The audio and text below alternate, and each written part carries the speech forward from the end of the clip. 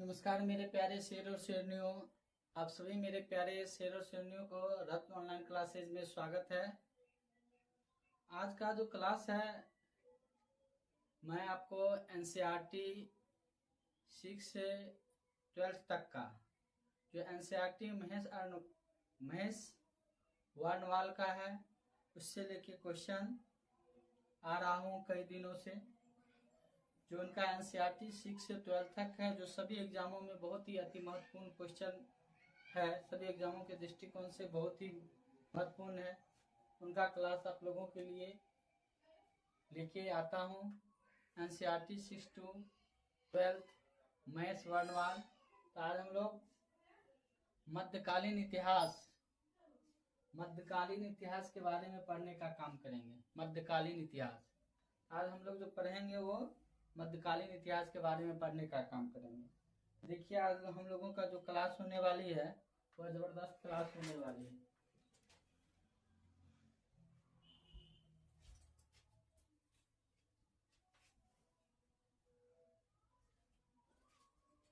जिसमें आप लोगों को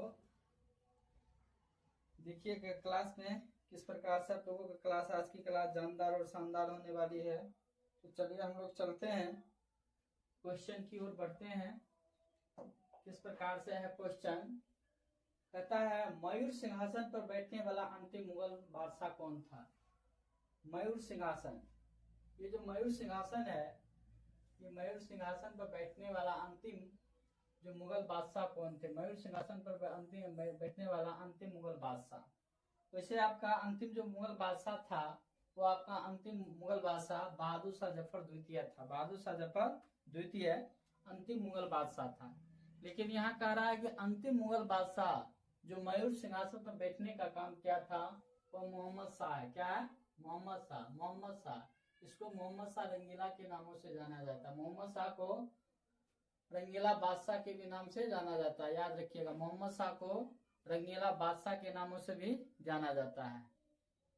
मयूर सिंहासन, और मयूर सिंहासन का निर्माण क्या था? शाहजहां। मयूर सिंहासन के निर्माण कौन किया था? आपका शाहजहां। आगे बढ़ेंगे।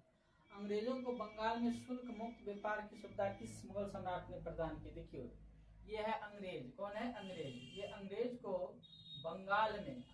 को बंगाल में शुल्क मुक्त व्यापार यानी कि व्यापार करने के लिए कोई शुल्क नहीं लिया गया बंगाल में।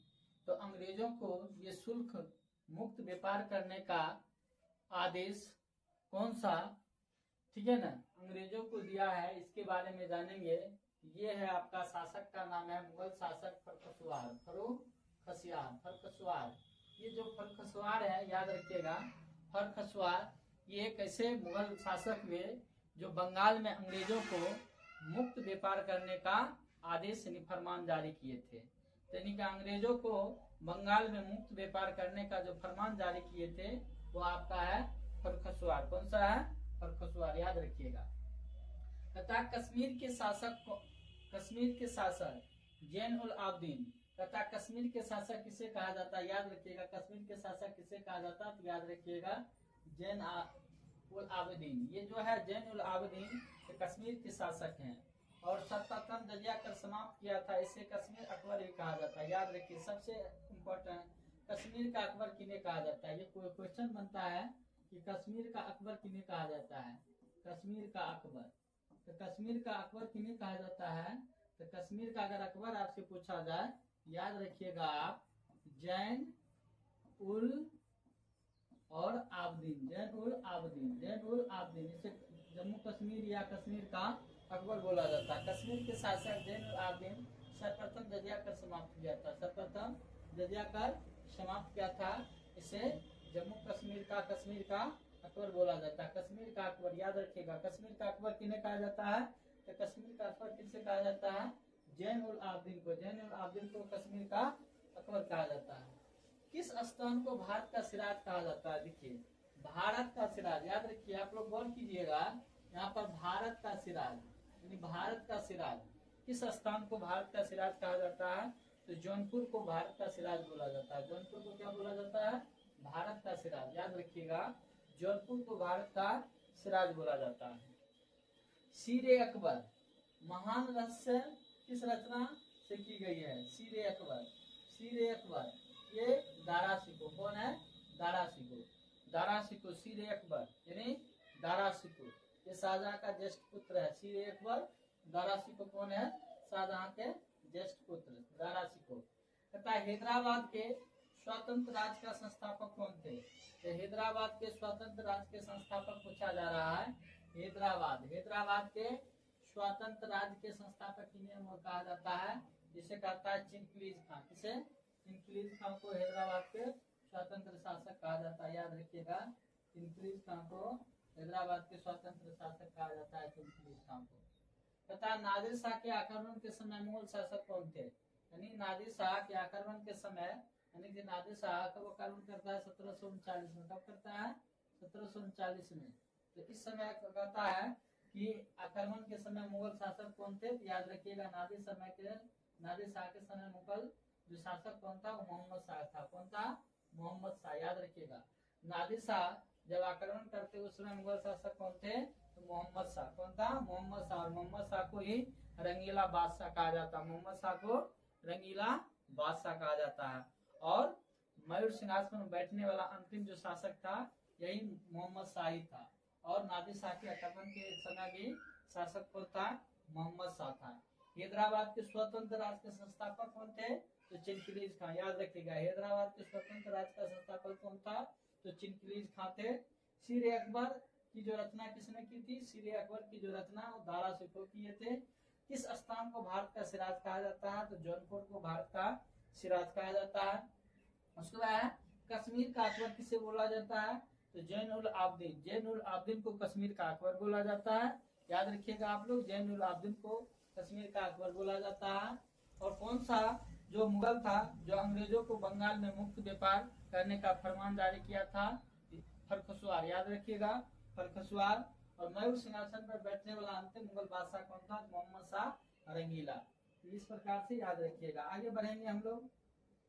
तथा मोहम्मद शाह के शासन काल में हिजरत तथा महिलाओं के एक वर्ग का राजकाज में सर्वाधिक प्रभुत्व था। देखिए, ये मोहम्मद शाह जो शासक है, ये मोहम्मद शाह जो मयूर सिंहासन पर बैठने वाला अंतिम मुगल शासक था और नादिर शाह इसी के शासन काल में आक्रमण किए थे।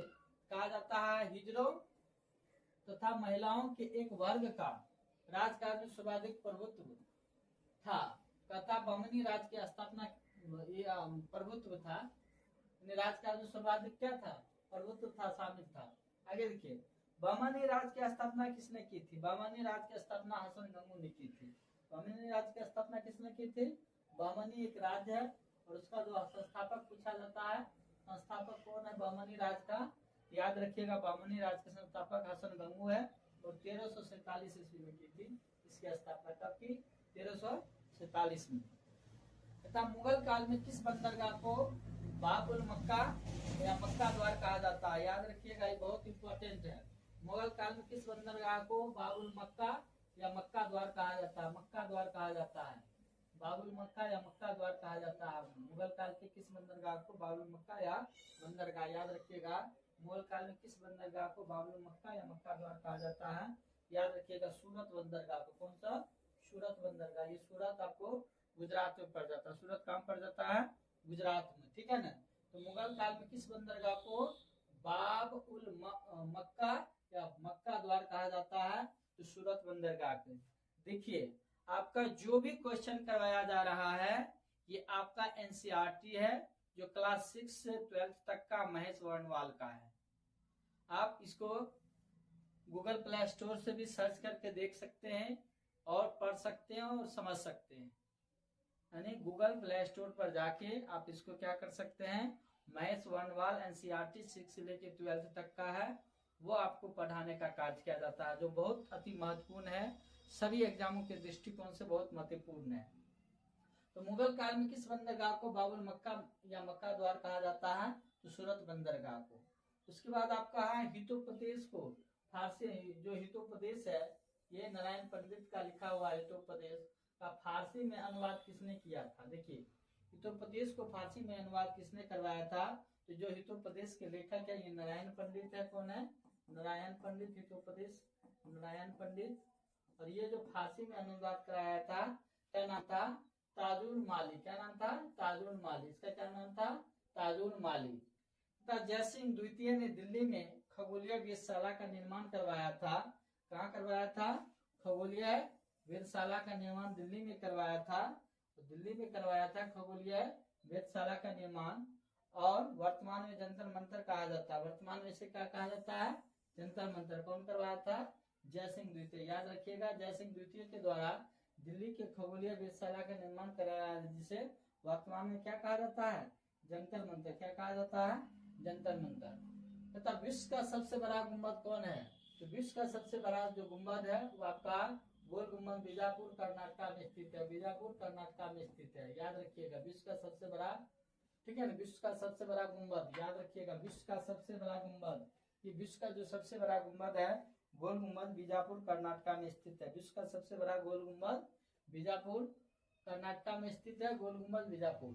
तथा मुस्लिम शासकों में से किसने उसकी प्रजा जगत गुरु कहकर पुकारती थी? देखिए, तथा मुस्लिम शासकों में किसे उसकी प्रजा जगत गुरु कहकर पुकारती थी?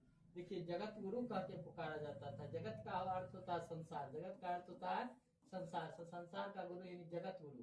तथा मुस्लिम शासकों में किसे उसकी प्रजा उसका जो प्रजा था, जो सेवक था, तो सेवक उसको जगत गुरु कहकर पुकारती थी। तो कौन शासक था? इब्राहिम शाह द्वितीय। इब्राहिम शाह द्वितीय। याद रखिएगा, इब्राहिम शाह द्वितीय एक ऐसे शासक थे जो उसका जो सेवक था, उनका जो प्रजा था, उन्हें जगत गुरु के नामों से पुकारते थे। इब्राहिम शाह द्वितीय। याद रखिएगा, इब्राहिम शाह द्वितीय। इब्राहिम शाह द्वितीय एक ऐसे मुगल शासक थे जो इनकी जो सेवक थे, उनकी जो प्रजा थे, उन्हें जगत गुरु की नाम से पुकारते थे। जगत गुरु के नाम से किसे पुकारते थे? इब्राहिम शाह द्वितीय को। इब्राहिम शाह द्वितीय को जगत गुरु के नाम से पुकारते थे। अंतिम मुगल बादशाह बहादुर शाह जफर द्वितीय। अंतिम मुगल बादशाह, याद रखिएगा, अंतिम मुगल बादशाह बहादुर शाह जफर द्वितीय का पिता का क्या नाम था? इसका पिता का नाम पूछा जाता है। इसका पिता का नाम था अकबर शाह द्वितीय। क्या नाम था? अकबर शाह द्वितीय। अंतिम मुगल बादशाह बहादुर शाह जफर द्वितीय के पिता का क्या नाम था? अकबर शाह द्वितीय। अंतिम मुगल बादशाह बहादुर शाह जफर द्वितीय के पिता का नाम क्या था? अकबर शाह द्वितीय। तथा वजीर गाजिउद्दीन ने दिल्ली में मुगल बादशाह शाह आलम द्वितीय, ये जो शाह आलम द्वितीय है, शाह आलम द्वितीय, ये जो शाह आलम द्वितीय को प्रवेश करने नहीं दिया था। वजीर गाजिउद्दीन ने दिल्ली में मुगल बादशाह शाह आलम द्वितीय को प्रवेश करने नहीं दिया था। देखिए, वजीर गाजिउद्दीन है, वजीर गाजिउद्दीन ने दिल्ली में मुगल बादशाह शाह आलम द्वितीय को प्रवेश करने नहीं दिया था। तथा मुगलों ने नवरोज का त्योहार किससे ग्रहण किया था? तो मुगलों ने नवरोज का जो त्योहार किससे ग्रहण किया था? तो फारसियों से। याद रखिएगा, फारसियों से मुगलों ने नवरोज, ठीक है ना, नवरोज का त्योहार कौन लाया था? बलबन। कौन लाया था? नवरोज का त्योहार बलबन लाया था, बलबन। तो त्योहारों को किससे ग्रहण किया था? फारसियों से। किससे किया था? फारसियों से। प्रत्येक वर्ष कृषि की जाने वाली उपजाऊ भूमि को क्या कहा जाता था? मुगल काल में कहता है, मुगल काल में प्रत्येक वर्ष कृषि की जाने वाली उपजाऊ भूमि को क्या कहा जाता है? तो मुगल काल में प्रत्येक साल उपजाऊ भूमि को क्या कहा जाता है? तो पोलज के नाम से जाना जाता है। याद रखिएगा, मुगल काल में प्रत्येक वर्ष कृषि की जाने वाली जो उपजाऊ भूमि को किस नामों से जाना जाता था? ये आपको पोलज के नामों से जाना जाता था। पोलज के नामों से जाना जाता था। पोलज के नामों से जाना जा रहा था। आगे देखिए, ये आपका सिख संप्रदाय के 10 गुरु, जो सिख संप्रदाय के 10 गुरु हैं, ये 10 गुरु के बारे में आपको हम नेक्स्ट क्लास करवाने का प्रयास करेंगे।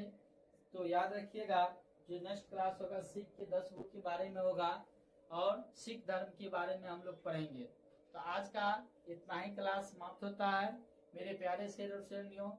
और मैं आशा करता हूं कि आप लोगों को क्लास अच्छा लगता होगा और आप लोग चैनल को सब्सक्राइब करें, शेयर करें, लाइक करें और अपने प्यारे प्यारे साथियों को शेयर करें और लाइक करें और सब्सक्राइब करें और अधिक से अधिक अपने प्यारे दोस्तों को NCERT 6 to 12 जो सभी एग्जामों की दृष्टि से मैथ्स वर्णमाल का NCERT जो लाभकारी है, तो आप लोग इनका लाभ लें। जय हिंद मेरे प्यारे शेर और शेरनी।